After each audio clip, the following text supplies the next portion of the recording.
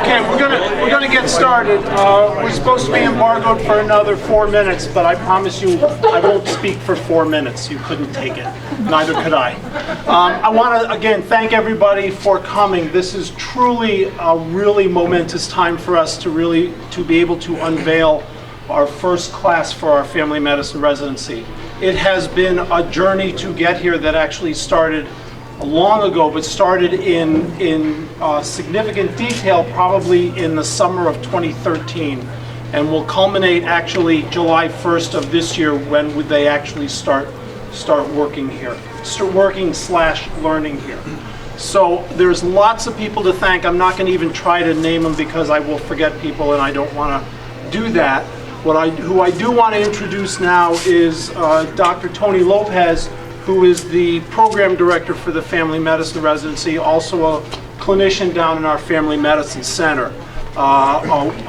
Excellent doc, a very hard worker who's really done yeoman's work in terms of putting this together. So, Dr. Lopez.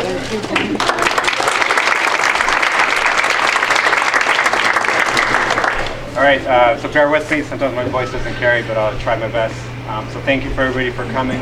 Dr. Hall was saying, yes, we put a lot of work into the candidates that you can see in the results. We spent about 6 to 8 months with the planning and the actual interviewing. So, great work from the staff, faculty, everyone down in the clinic, and also the larger CBPH community.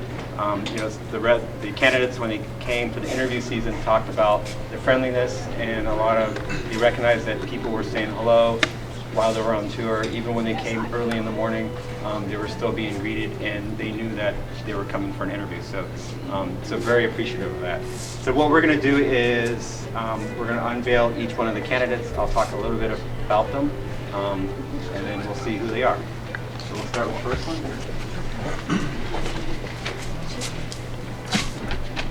So our first resident is Ashley. She's from the Toronto area. So Ashley actually is going to go down in the history here for CBPH Family Medicine. As a program director, she was the first candidate they interviewed, and she was also in the first interview class, so that's pretty significant. But I think what really came out with Ashley is that we kind of had to feel that she was really interested in this program, and she was confident, right? She really interacted well during the interview season. So we're really, really happy to have her. So one thing with Ashley, I guess, what's going to happen is, I feel that she's going to be a very good resident. She'll tell us, about all the problems and issues and what needs to be fixed with the curriculum.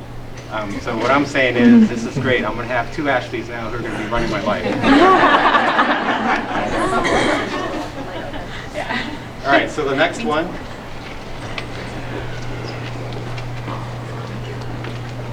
So this is Aaron. So Aaron is from a great city. No offense, it's not New York City, but a city that's closer to us. And I really like Aaron. When he was interviewing with us, it was great. Him and I were connecting and having a great conversation. And one of the things I got out of him, he has a sense of adventure. He skied the North Country. He would come down from Canada to enjoy Plattsburgh, spend time on the lake and sail. But really what stood out was his sense of adventure. He would tell me that he knows Plattsburgh very well. Him and his buddies would jump in the car, come across the border here to Plattsburgh to eat American food. So, it's really great to have him on the team. So I hope this sense of adventure will continue as he rotates along, with our program. So our third candidate, Therese Ray. So Therese, well actually, a couple things with Therese. So one of the things is the effort that we put in to go to national conferences and recruit. We went to Kansas City, went to Boston, and to look for residents. And what really came out of Therese, it reminds me that it's very important to start developing those relationships and recruitment very, very early, with students, and it's never too early to start those relationships. Therese, we met early when we started forming as a team back in July, and we ran into her in Boston the second time. Teresa is going to be a great addition to the team. She has a level of maturity. She's a UVM graduate, which is great. So she's already familiar with the area. She's coming across the lake. And we really feel that she's going to be a good addition.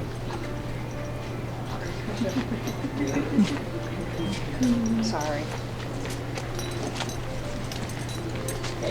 All right, so last but not least, we have our fourth person. And I think a lot of people may recognize this individual.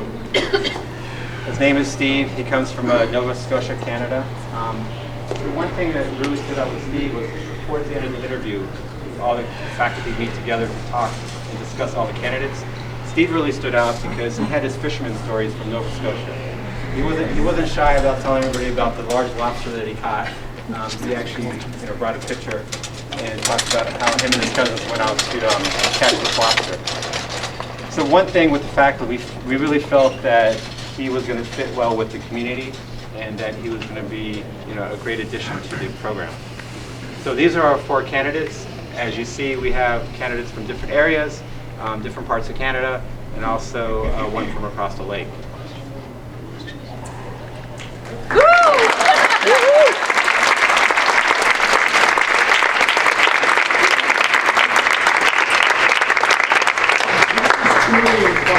And this could be a disaster, but does anybody have any questions? How far down the list is your match? Okay, so let me go through some numbers. Okay, I'm kind of a numbers guy, so let me go through some numbers. When we opened up the application process, we had over 1,500 applications.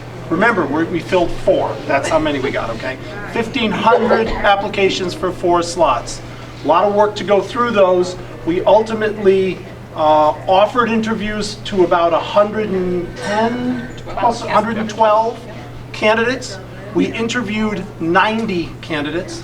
Of those 90, we ended up ranking on our rank list. I won't go into the rank list. That's you don't want to know. We ultimately put on our rank list 60 people. And then we had a pool to see who would, how far we would go down on the rank list to fill 4 slots. Now, I will admit that I'm a pessimist, and so I said we would go down to 52. Shelley Powers, who is obviously not a pessimist, said we would go down to 5. She actually won the pool, not because she was the closest, but she was the closest without going over. So we actually went down to 12. But if you think about it, top 12 of over 1,500 applicants. Not bad. Not bad at all. Any other questions from anybody? Okay. I want to thank everybody for, I don't know, Stevens, did you want to say anything? Yeah, I guess the only thing I'd say is that we started this, working on it, several years ago. We actually started working on this at the system level 4 years ago as we started negotiating the things that we desired coming in for our community into the health system.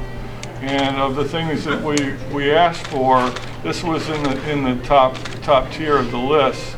And working with Dr. Brumstead, Dr. Peterson, Dr. King, we were able to make this a reality for our community. So it's really exciting, and look forward to seeing all the residents walking around and at the clinic and downtown.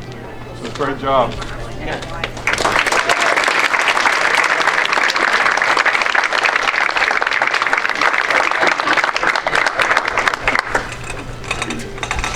Okay. I do want to ask if Dr. Brumstead, and I don't know if everyone saw, Dr. Brumstead came over. They're having their own match day over there, and you came to ours, so that's awesome. Yeah. Thank you. I've been through over 30 over there, so it's about time for a change of venue. We're going to ask for a photo op. If you would step in, Stevens, Dr. Hall, and the team. Anybody from the Family Medicine Center? Come on up. We'd love to get your photo with all of you. So, thank you for coming. We'll take photos. Thank you. Yeah.